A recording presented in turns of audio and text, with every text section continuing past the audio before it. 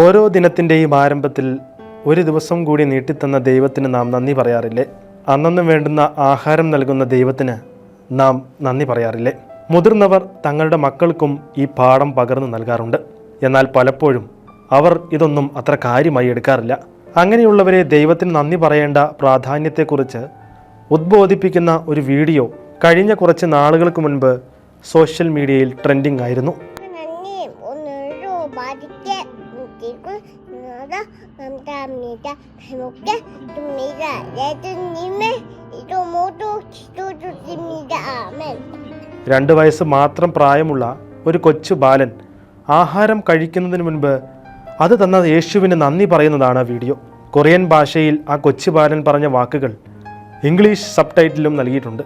ഇന്നെനിക്ക് സ്വാദിഷ്ടമായ ഭക്ഷണം തന്നതിന് ഈശോയ്ക്ക് നന്ദി എന്ന് പറഞ്ഞ ശേഷമാണ് അവൻ ഭക്ഷണം കഴിക്കുന്നത്. കാണുന്നവർ മനോഹരമെന്ന് പറയുന്ന ഈ വീഡിയോ വളർന്നു വരുന്ന ഓരോ കുഞ്ഞുങ്ങൾക്കും മാതൃകയാണ്. ജീവിതത്തിലെ ഓരോ നിമിഷങ്ങളിലും ദൈവത്തിന് നന്ദി പറയേണ്ട ഒരു സംസ്കാരം വളർത്തിയെടുക്കേണ്ടത് ഇന്ന് അനിവാര്യമാണ്.